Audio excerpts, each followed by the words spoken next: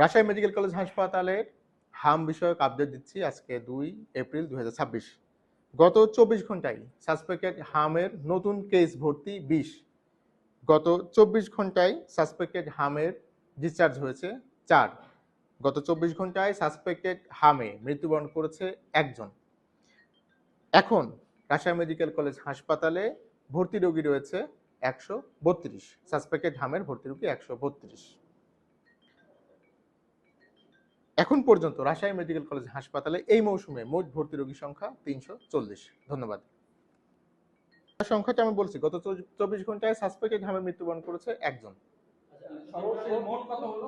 আচ্ছা, মোট মৃত্যু নিয়ে একটু আমাদের দ্বিধা রয়েছে, কেননা এর আগে জানেন আপনারা যে বিভিন্ন পত্রপত্রিকায় যে সংখ্যাটি এসেছিল তার কোনোটার মধ্যে কিন্তু আমরা হামের কোনো জীবাণু শনাক্ত করতে পারি নাই। এবং একই সাথে এই হামের যে পরীক্ষা, এই পরীক্ষাটি যেহেতু আমাদের রাজশাহী মেডিকেল কলেজ হাসপাতালে সম্ভব নয়, এটি বিশ্ব স্বাস্থ্য সংস্থার মাধ্যমে প্রতিনিধি টিম স্যাম্পল গ্রহণ করে এবং সেখান থেকে ঢাকাতে পাঠানো হয়, সেখান থেকে রিপোর্টটি আসে।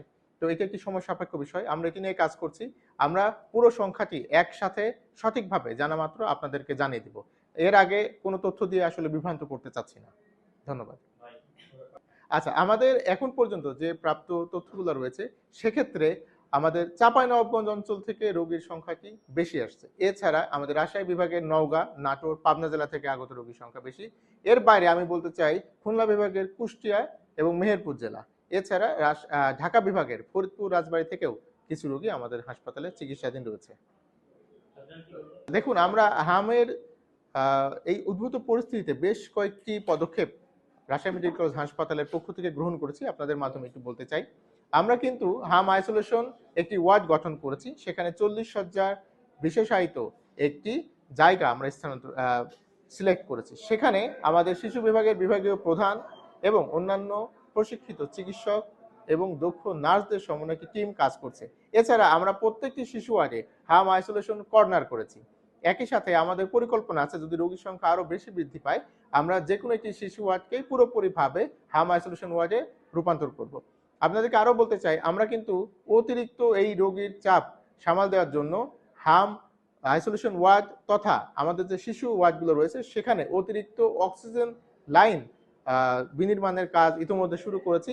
এবং আমাদের যে আইসিইউ সংকট ছিল, এটির জন্য আমরা যেটি করেছি, আমাদের শিশু বিভাগের যে 12 শয্যার আইসিইউ ছিল, জেরিয়াট্রিক আইসিইউ থেকে 6টি বেড আমরা এই শিশু আইসিইউতে সংযুক্ত করছি।